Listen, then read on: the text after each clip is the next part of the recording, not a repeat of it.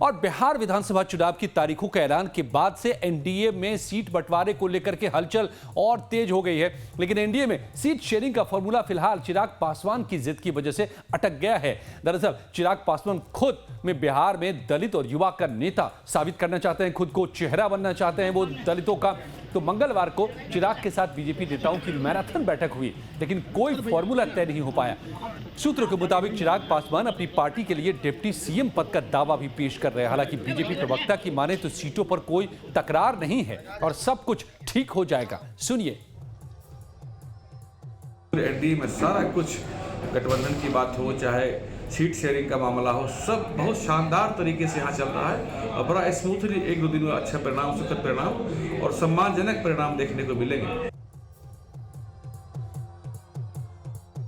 लेकिन सब कुछ ठीक नहीं है, क्योंकि चिराग पासवान को मनाने के लिए बीजेपी और जेडीयू के नेता दिल्ली पहुंचे। पटना से बीजेपी के चुनाव प्रभारी धर्मेंद्र प्रधान और राष्ट्रीय महासचिव विनोद तावड़े ने आज दिल्ली में चिराग पासवान के आवास पर उनसे मुलाकात की। सूत्रों के मुताबिक दोनों नेताओं ने सीट शेयरिंग को लेकर के चिराग पासवान से अहम चर्चा की, लेकिन उनकी मांगों पर सहमति नहीं बन पाई।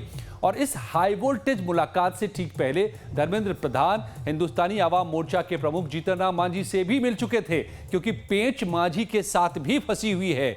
देखिए। तो दरअसल एक तरफ एचएम और ज्यादा सीटें मांग रहे हैं। पिछली बार 10 सीटों पर चुनाव 10 सीटें मिली थी एचएम को एनडीए में, और चिराग तो बाहर ही थे, एलजेपी तो बाहर ही थी, एनडीए से अलग ही चुनाव लड़े थे वो 135 से ज्यादा सीटों पर। लेकिन इस बार अब चिराग पासवान भी एनडीए ही फोल्ड में आ चुके हैं, तो सीटों को लेकर के रस्साकसी बढ़ गई है। चिराग पासवान चाहते हैं कि वो खुद को एक बड़े चेहरे के तौर पर या बिहार में उभारें, दलित चेहरे के तौर पर अपने आप को बड़ा नेता के तौर पर बनाए, और इसके लिए वो ज्यादा से ज्यादा सीटें चाह रहे हैं। और दूसरी तरफ हम भी पीछे नहीं हटना चाह रही है। तो दोनों पार्टियों की बात सुन लीजिए एक बार। हमारा कहना है 2015 में हम लोग कितने सीटों पर लड़े थे और 2020 में हम लोग अकेले कितनों सीटों पर लड़े थे। तो 2015 में जब हम लोग उतने सीट जितने सीटों पर लड़े, तो कहीं ना कहीं उसी के आसपास सम्मानजनक सीटें मिलनी चाहिए। सब दलित के नेता हैं और सब मिलकर दलित को आगे बढ़ाना है। कोई बड़ा छोटा नहीं होता है, और सब अगर मिल के काम नहीं करेंगे ना तो फिर बड़ा छोटा होंगे। और हम एक साथ रह के काम करेंगे तो उन गरीबों का भी भला होगा जिनके लिए हम एडवोकेसी करते हैं, जिनको आगे बढ़ाने के लिए पार्टी बनाए हैं। तो हम समझते हैं कि कोई अलग अलग नहीं है, सबका काम एक ही है, सबकी विचारधारा एक ही है, और एक ही कॉज के लिए, एक ही पर्पस के लिए हम लोग पार्टी बनाए हैं और हम लोग काम कर रहे हैं। तो चिराग पासवान हो चाहे जीतन राम मांझी हो, एक ही मोटिव एक ही है कि वो गरीब और समाज के उस तबके को बाहर निकाल के लाना है और उनको राजनीतिक रूप से प्रेरित करना है, उनको उनका अधिकार दिलाना है। तो हम दोनों एक काम कर रहे हैं, अलग करने की कोशिश ना किया जाए। हालांकि सूत्र ये बताते हैं कि चिराग पासवान अपनी मांगों पर अभी भी अड़े हुए हैं और बात कुछ सीटों को लेकर के भी फंसी हुई है। बरहमपुर, गोविंदगंज, हिसुआ की सीट पर भी पेच है। चिराग पासवान बरहमपुर की सीट हुलास पांडे के लिए, गोविंदगंज राजू तिवारी के लिए चाहते हैं, तो हिसुआ सीट धीरेन्द्र कुमार मुन्ना के लिए चाहते हैं।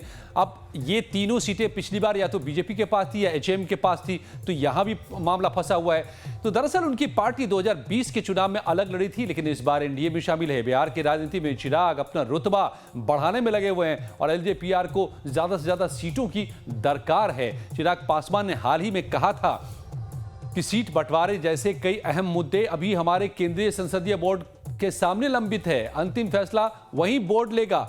सबसे पहले यह साफ होना चाहिए कि जरूरी और एलजेपी रामविलास कितनी सीटों पर चुनाव लड़ेगी और गठबंधन में कौन सी पार्टियां शामिल होंगी। पार्टी सूत्रों का दावा है कि एलजेपीआर 45 से 54 सीटों पर चुनाव लड़ने का लक्ष्य लेकर चल रही है, और इस बड़ी मांग ने बीजेपी और जेडीयू के लिए परेशानी खड़ी कर दी है, क्योंकि अन्य छोटे सहयोगियों जैसे कि जीतन राम मांझी और उपेंद्र कुशवाहा की पार्टी को भी एडजस्ट करना है। तो अब समझिए कि एनडीए में किस फॉर्मूले पर सीट बंटवारे की बात हो रही है और पेच कहां फंसे हुए हैं। एनडीए में फिलहाल बीजेपी और जेडीयू लगभग 100 सीटों पर चुनाव लड़ने की तैयारी में है, जबकि बाकी बची सीटें एलजेपीआर, एचएएम और आरएलएम को बांटी जानी है। अब बीजेपी चिराग पासवान को करीब 25 सीटों का ऑफर दे रही है, जो उनकी मांग से लगभग आधा है और 30 सीटों तक भी जा सकती है, लेकिन यह मंजूर नहीं है चिराग पासवान को यह फॉर्मूला, और वो 40 सीट से कम पर चिराग मानने को कतई तैयार नहीं हैं। साथ में उप मुख्यमंत्री का भी कमिटमेंट चाहते हैं अपने लिए।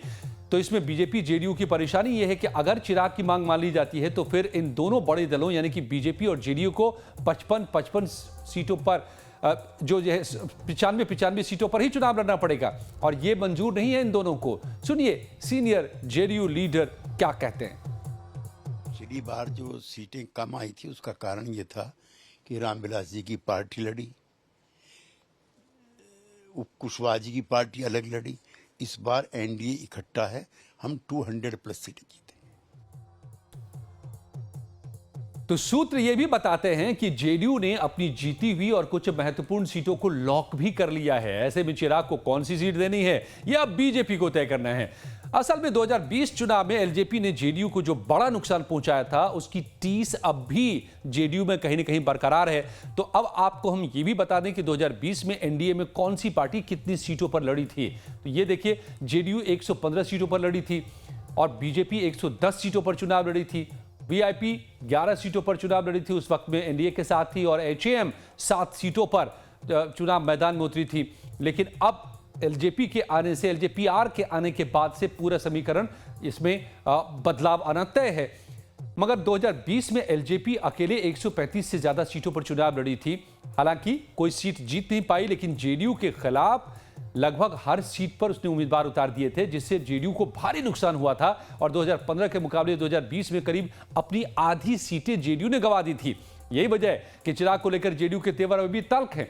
अब ऐसे में बीजेपी नेतृत्व के सामने चुनौती यह है कि वो किस तरह से सभी सहयोगी दलों को संतुष्ट भी करे और एनडीए में एकजुटता को भी बरकरार रखे और चिराग पासवान की बड़ी मांगों के बीच रास्ता भी निकाले।